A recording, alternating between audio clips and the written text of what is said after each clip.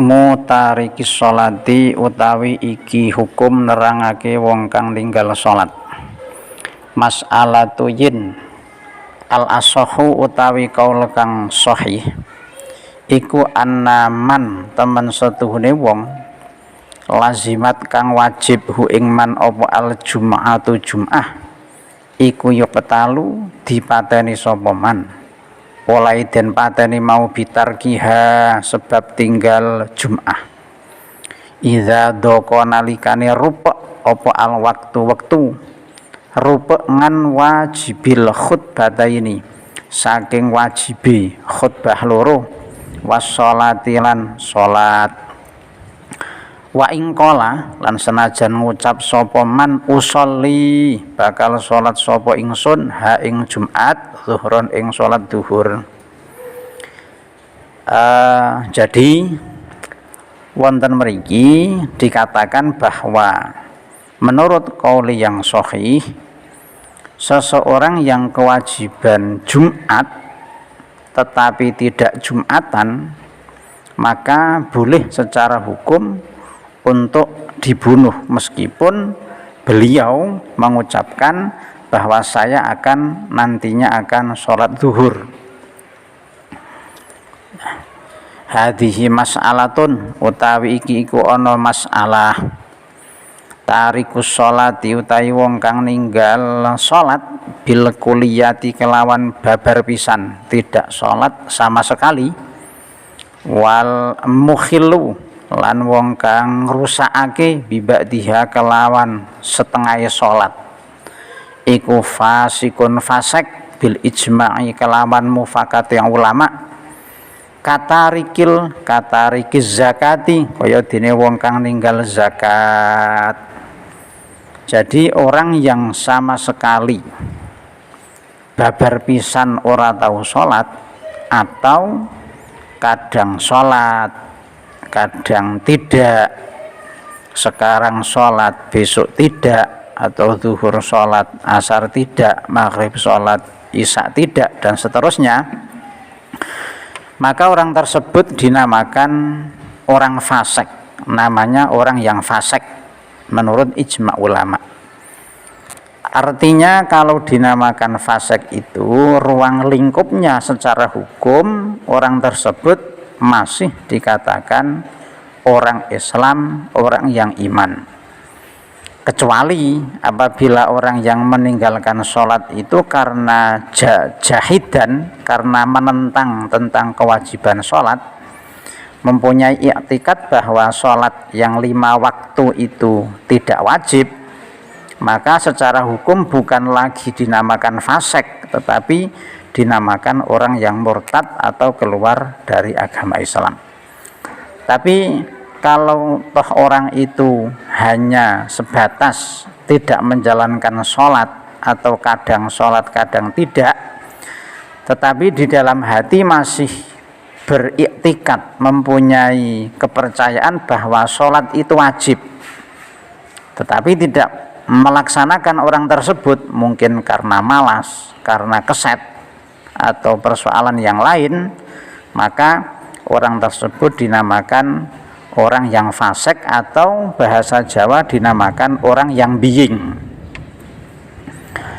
Wajibulan wajib apa qatluhu mateni tarikus shalah bisaifi kelawan pedang ba'dal istitabati ing dalem sawise dijalui atau dikon tobat.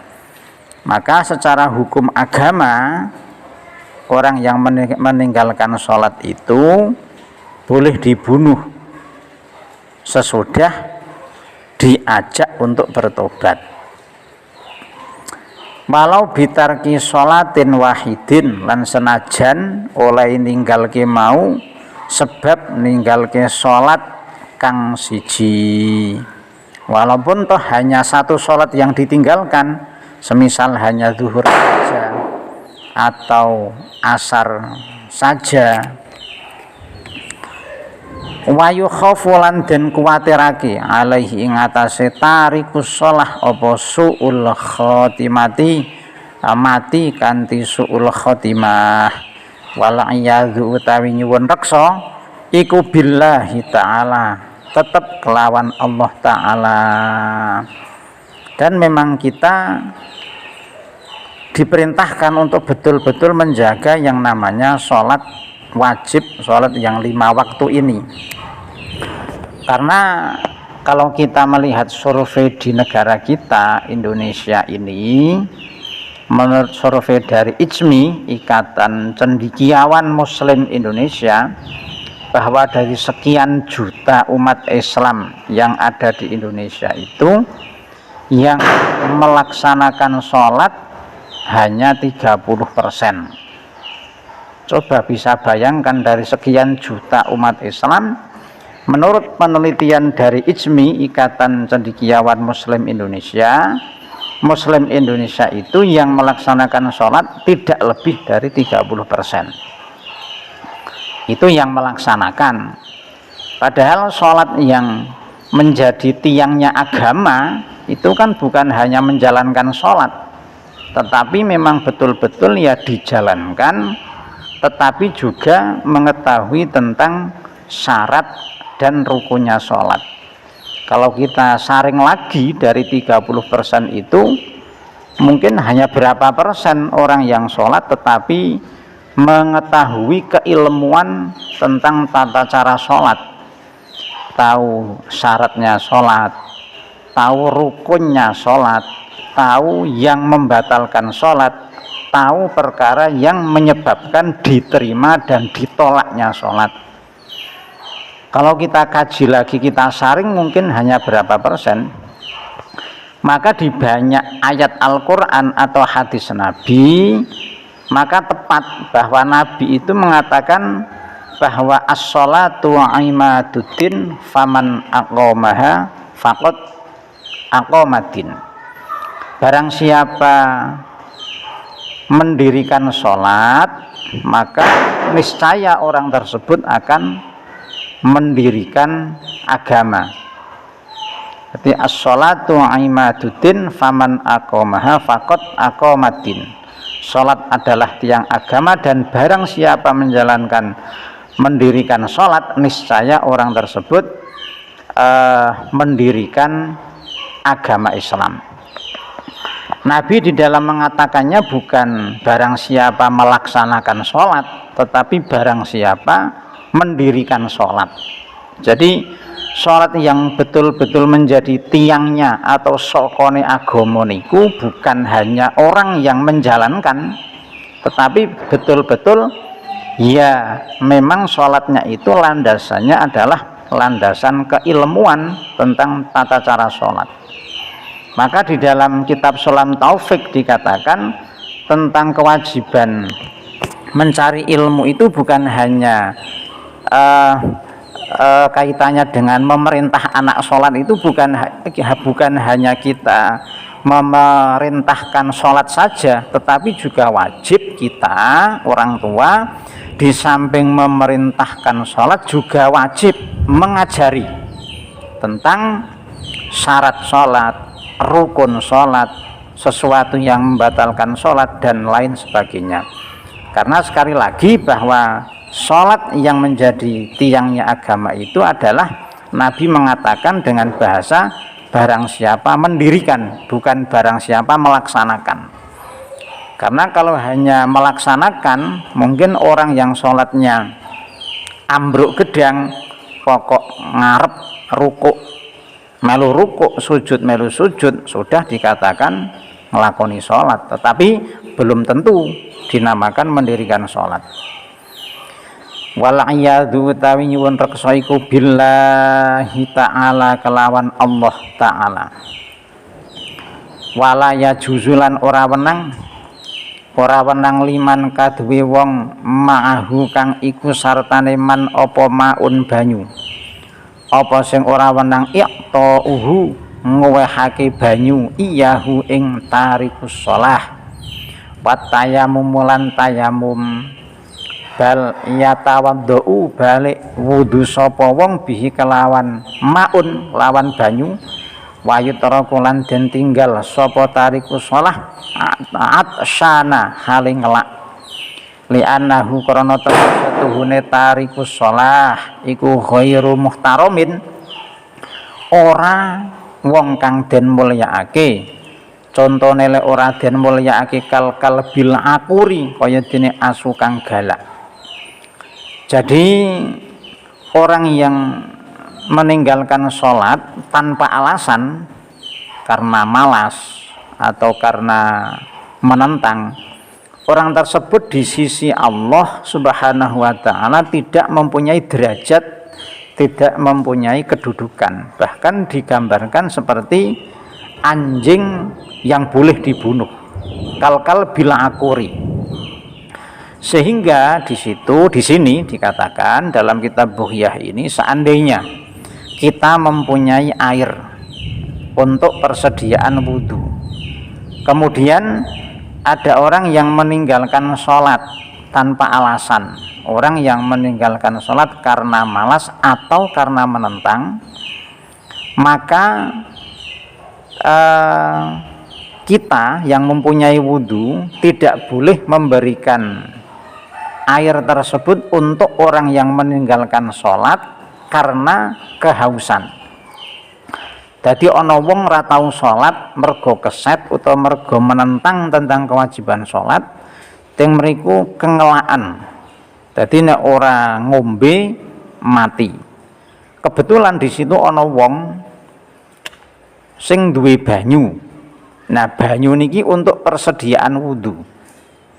Nek dinehke wong sing ninggalke salat dhewe ra sida wudhu, nek dhewe wudhu wong sing ninggalke salat mergo keset niku mati sebab lek ngelak, maka njuk dos pundi? Nah, di sini dikatakan seandainya terjadi seperti itu, kita diharamkan, tidak boleh, kita tidak boleh memberikan air itu untuk menolong orang yang meninggalkan sholat karena malas atau karena menentang tentang kewajiban sholat tersebut. Jadi kita tetap harus berwudu menggunakan air itu meskipun orang yang meninggalkan sholat itu nantinya mati sebab kehausan.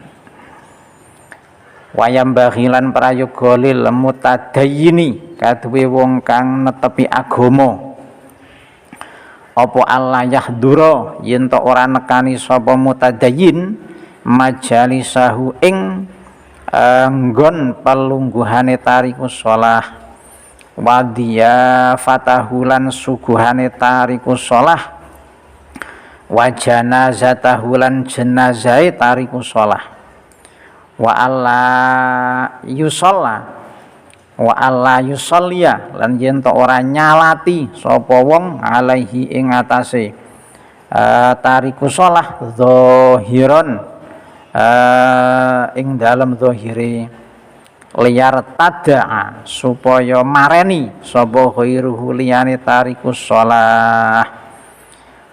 Jadi di sini dikatakan bahwa bagi orang yang beragama itu diprayogeke apike ora nekani lelungguhan bareng wong sing ninggalke salat tanpa alasan. Dan juga dianjurkan untuk tidak menghadiri suguhane niku nggih undangane wong sing ninggalke salat tanpa alasan. Dan juga kita diprayogeke supaya ora nekani jenazah wong sing ninggalke salat. Bahkan seandainya orang yang meninggalkan sholat tanpa alasan itu mati, itu supaya nanti proses di dalam menyolatkannya, proses di dalam mulosoro khususnya kaitannya dengan mensolati jenazah, supaya tidak ngedeng, tidak jelas-jelas, ora cetha welo-welo. Sing supayane menapa wonten iki dingendikake supaya wong liya niku ora njur melu-melu niru prilakune oleh ninggal salat. Jadi diarahkan betul di sini dikatakan di dalam kitab Bughyah ini bagi orang yang beragama supaya tidak menghadiri majelis-majelis atau undangan-undangan atau jenazahnya orang yang meninggalkan sholat.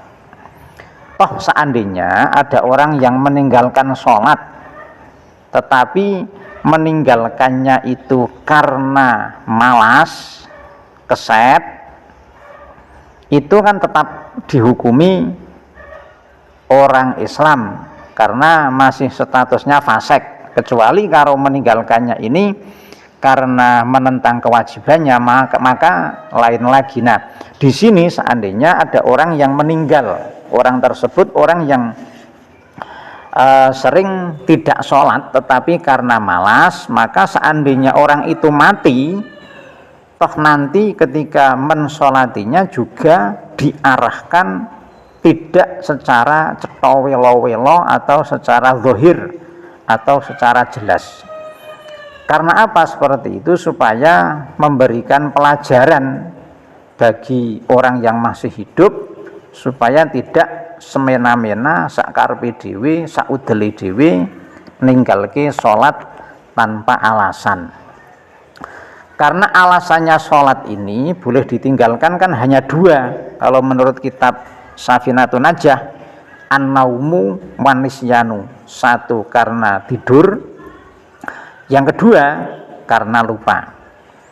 Karena sholat ini memang dalam literatur, dalam tulisan-tulisan fikih, kitab-kitab fikih, misal Hasyiah Al-Bajuri, diterangkan di sana bahwa sholat ini dalam keadaan apapun, garis bawah, selama pikiran ini masih ning, masih sehat, walaupun sudah tidak bisa apa-apa, sesuci sudah tidak bisa, rukuk sudah tidak bisa, sujud pun sudah tidak bisa, tetapi pikirannya masih jernih, masih paham, masih ning, tidak pikun, orang tersebut tetap diwajibkan menjalankan sholat. Nah, cuma sholatnya kalau orang tersebut karena tidak memenuhi syarat rukun, misal karena dasar terus, karena tidak bisa menjaga dari najis, karena tidur terus di kamar tidur, tidak bisa ke kamar mandi, nah itu kan tetap masih wajib selama pikirannya masih jernih, itu tetap wajib menjalankan sholat, tetapi sholatnya ini dinamakan sholat hurmatil wakti. Nah, sholat hurmatil wakti ini adalah sholat seandainya orang tersebut meninggal, nanti meninggalnya tidak dalam keadaan maksiat, tetapi tetap meninggal keadaan menjalankan sholat yang tadi sholatnya dilaksanakan secara hurmatil wakti dan sudah tidak ada istilahnya qadha sholat. Bal yambahi balik prayoga kama kaya dene keterangan kala kang ngendika ing masapa al-qutbu Sayyidi Ahmad bin Smaid, wali kutub Sayyid Ahmad bin Smaid, ngendika ayyuk lebaro yen to den kubur sapa tariku shalah bimahalin ing dalem panggonan ba'idin kang adoh anil muslimina saking pira-pira wong Islam, watu sama lan diarani apa makbarotal fusaq ing aran kuburane utawa saryane pira-pira wong kang fasik. Bahkan menurut pendapatnya Sayyid Qutb Ahmad bin Smaid, dijelaskan di sini seandainya ada orang yang meninggalkan sholat karena malas atau karena fasik orang tersebut, maka nanti ketika meninggal orang tersebut lebih baik nanti dikubur di makbaroh atau pesarian tersendiri, dipisah, dijauhkan dari sareannya orang-orang yang aktif menjalankan sholat. Nah, lebih bagus lagi nanti di dalam sarian itu diberi nama lah makbaroh orang fasik atau makbaroh orang biying kalau dalam bahasa Jawa. Kenapa begini? Karena memang dianjurkan betul kita itu supaya menjaga sholat 5 waktu atau sholat maktubah itu, sehingga dibahasakan dalam sebuah riwayat as-sholatu ra'sul ibadah, sholat ini adalah sirai sekong ibadai menungso, atau sholat ini adalah menjadi pokoknya dari ibadah suatu manusia. Jadi nek dados sirah niku nggih nek cara menungso ana tangane ana sikile ning ra ana sirahe ya secara logika ora bisa urip wong. Ana udele ana sikile ning sirahe ra ana secara umum nggih ra urip wong. Nah, saking pentingnya sholat, dalam satu riwayat digambarkan begitu, as-sholatu ra'sul ibadah, sholat ini adalah sirai ngibadai kula jenengan. Maka dari itu kita sebisa mungkin menjaga sholat ini selama pikiran kita masih sehat, kita tetap wajib sholat, meskipun nanti umpama pikiran ning ra iso cewek, pikiran ning ra iso sujud, pikirane sehat ning ra iso rukuk, pikirane sehat ning ora bisa nutupi aurat, apakah seperti itu tetap wajib sholat? Jawabannya adalah tetap wajib sholat. Yuk sholatnya kepripun menawi mekaten? Sholatnya adalah nanti sholat dengan cara hurmatil wakti, sholat hurmatil wakti, sholat mulyake waktu atau menjaga waktu. Nah, sholat hurmatil waktu itu harus kita laksanakan sebagaimana nanti sholat itu untuk menjaga ketika kita sholat tetapi tidak memenuhi syarat dan rukunnya sholat. Nah, kalau kita merujuk di dalam kitab Irsyadul Ibad, di sana dijelaskan beberapa pokok-pokok pembahasan tentang kaitannya supaya kita ini betul-betul menjaga sholat. Di sana dijelaskan ada 15 ancaman bagi orang yang meninggalkan sholat tanpa alasan. Ada 15 ancaman, yang mana dari 15 ini dibagi yang 6 nanti di alam dunia, yang 3 yaitu ketika mati, yang ketiga lagi ketika di alam kubur, yang ketiga lagi ketika bangkit dari kubur menuju mahsyar.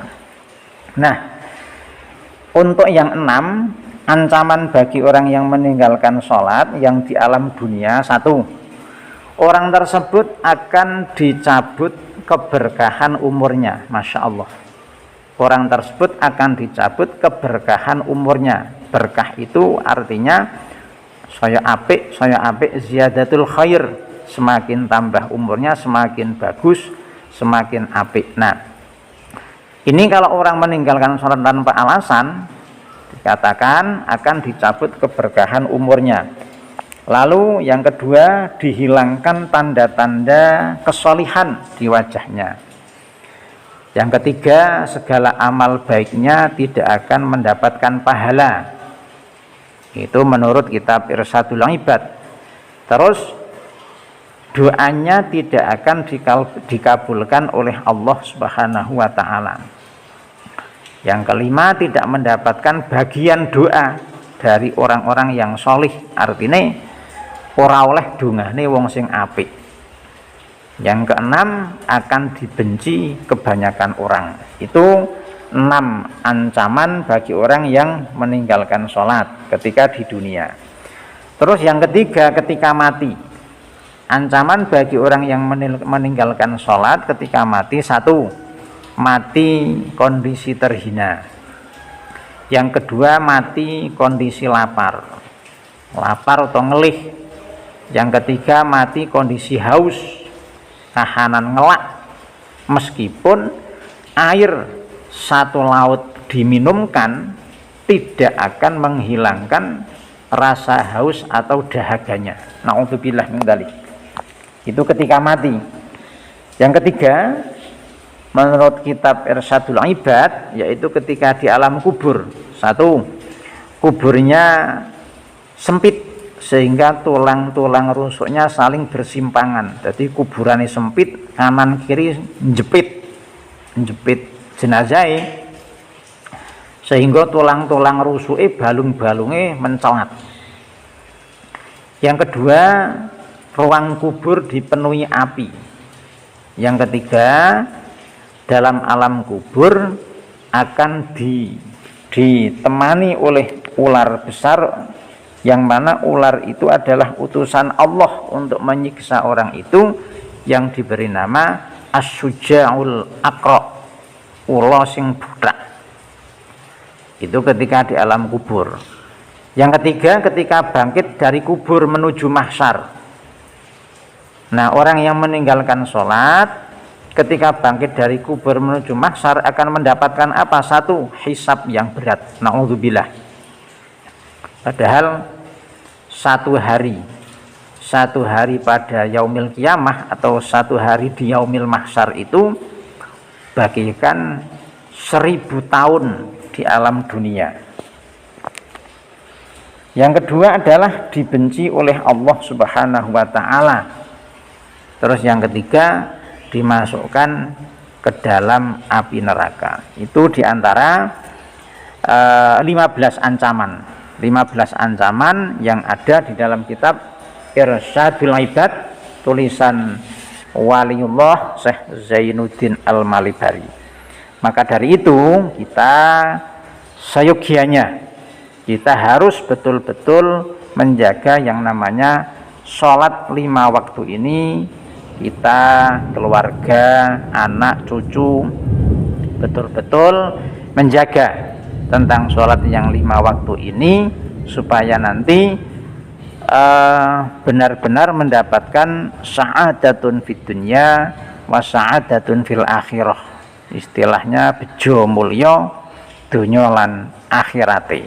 Itu insya Allah lah, seandainya kita menjaga sholat 5 waktu, insya Allah betul-betul dijaga, bukan hanya menjalankannya saja, tetapi dijaga sholat kita memang berkualitas, artinya memenuhi syarat rukun sholat, memenuhi juga syarat diterimanya sholat di sisi Allah Subhanahu wa ta'ala.